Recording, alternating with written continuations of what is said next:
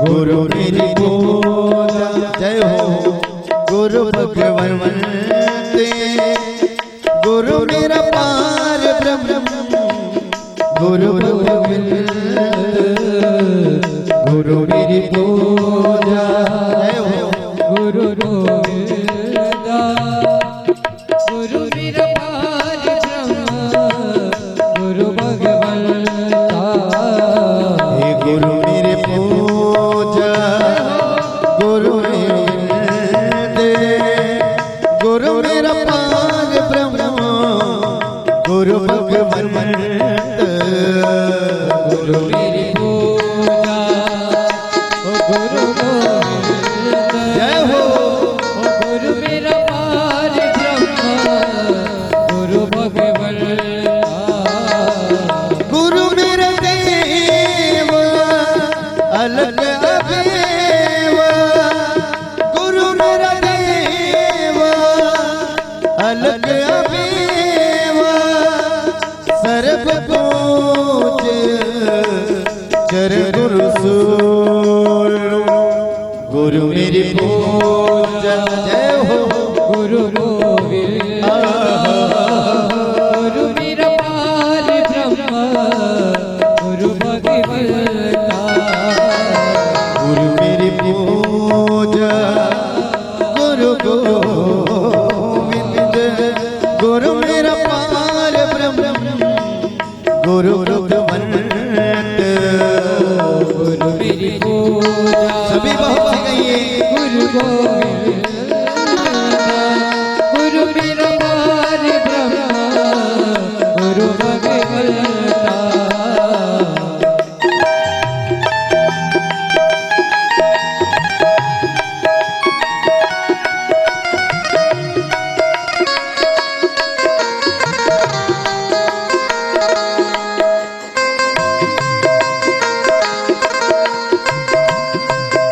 गुरुदेव महाराज की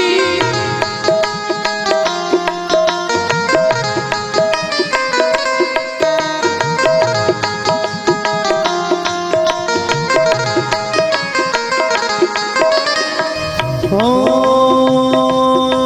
गुरुदेव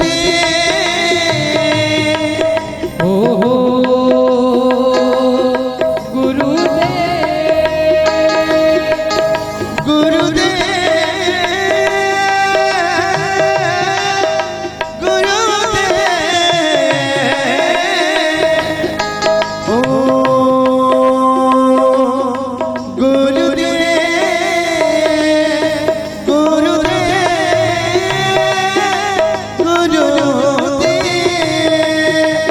मुझे एक पल लेना है मुझे एक पल लेना है गुरुवर तेरे बिना खुदा तेरे बिना विपत्ति में, कष्ट में, संकट में कभी भी जो है ना विचलित मत हो।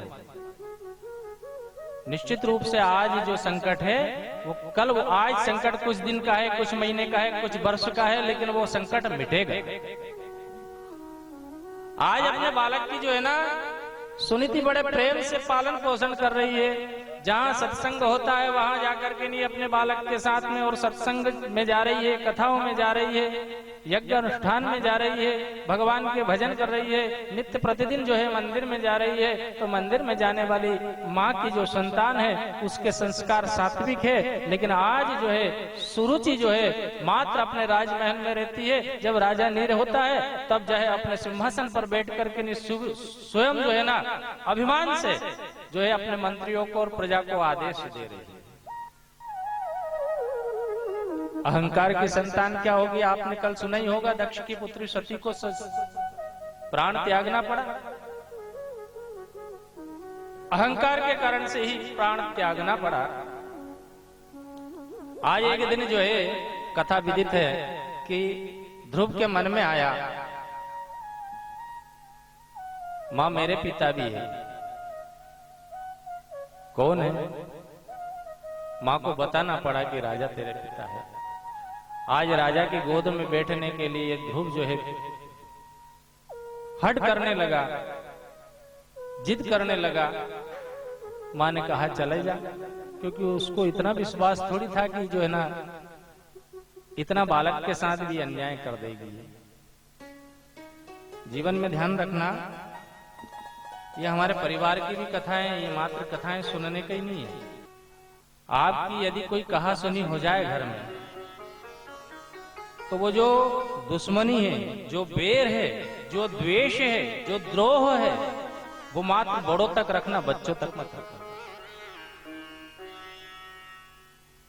क्योंकि वो द्रोह जो है, जो बैर है, वो तुम्हारी एक ही पीढ़ी जो है ना उसमें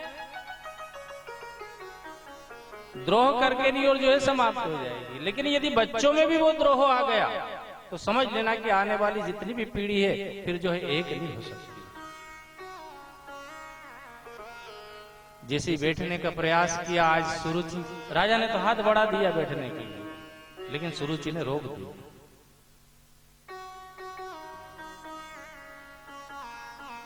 ध्रुव,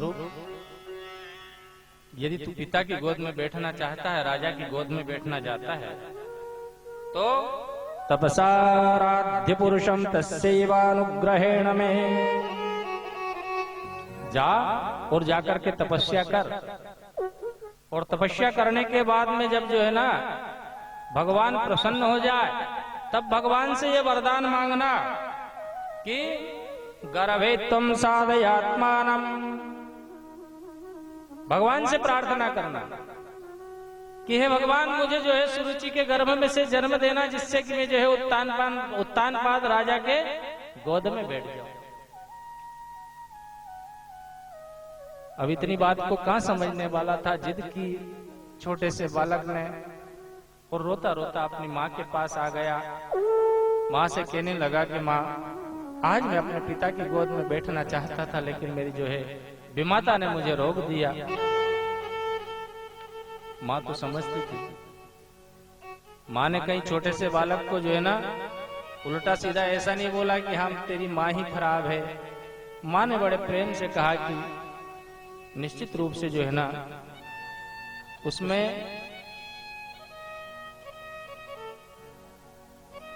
तू बेटा रो मत। तेरे पिता ने तो मुझे जो है ना पत्नी तो पत्नी, लेकिन दासी के रूप में भी जो है ग्रहण किया। और जब आज बच्चे के साथ में ये स्थिति है, बालक के साथ में ये स्थिति है, तो उत्तानपाद भी जो है ना हम उम्र है, बरोबर का है। कल को इनके अंदर भी द्वेष आएगा। आज पिता की गोद में बैठने के लिए लड़ रहे हैं, और कल जो है पिता के सिंहासन पे राजगद्दी के लिए फिर लड़ेंगे कि नहीं। इसलिए वो जानती थी कि राजा कभी स्वीकार ना मुझे करेंगे, ना मेरी संतान को करेंगे, और यदि राजा करना भी चाहेंगे तो सुरुचि उनको जो है करने नहीं देगी। क्या करना? बोले बेटा तू एक काम कर, तू जा और जाकर के तपस्या कर। बोले तपस्या से क्या होगा?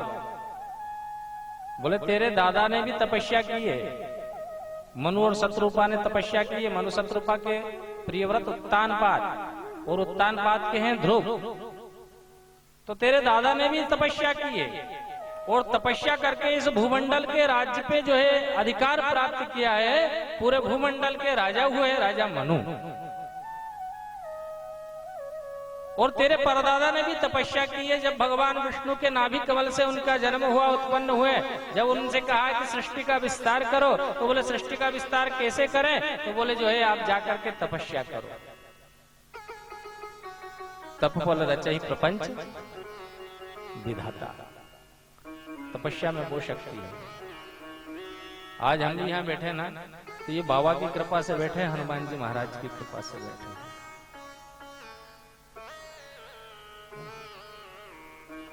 कहीं ऐसे एडीएम साहब जैसे उनके जो है ना वाणी में आकर के नहीं कह दे कि इधर पटेल साहब जैसे क्या कह दे कि आप तो करो, बाबा सब करेंगे, हनुमान जी सब करेंगे।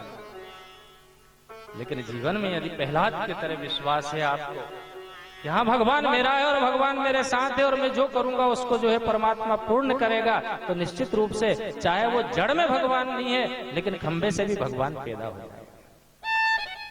श्रद्धा होना चाहिए। बेटा तू जा, और जाकर के, माँ का भाव ये नहीं था, माँ तो समझ रही थी कि कहाँ ये तपस्या करेगा, कहाँ भगवान मिलेंगे, कब मिलेंगे भगवान। लेकिन वो ये चाहती थी कि कहीं ऐसा नहीं हो कि आज माँ के प्रति इसका भाव खराब हुआ है, कल भाई के प्रति हो जाए, फिर पिता के प्रति हो जाए, फिर प्रजा के प्रति हो जाए, और कहीं आक्रोश इसके अंदर ना हो जाए। इसलिए आज छोटे से बालक को जंगल में यदि वात्सल्य की मूर्ति, स्वयं ममता की प्रतिमूर्ति माँ यदि भेज रही है तपस्या करने के लिए, तो वो क्या तपस्या करने के लिए भेज रही है, लेकिन तपस्या करने के लिए नहीं भेज रही है। इतनी विकल हो गई वो अपने पुत्र के स्नेह के कारण से, वात्सल्य के कारण से, कि जा बेटा तू जा जंगल में। उसका भाव ये था कि ये जंगल में जाएगा और इसको शेर, सिंह आदि जंगल के पशु खा जाएंगे, और फिर जो है वो मुक्त हो जाएगा। अंत में यही स्थिति होती है ना, क्या करे।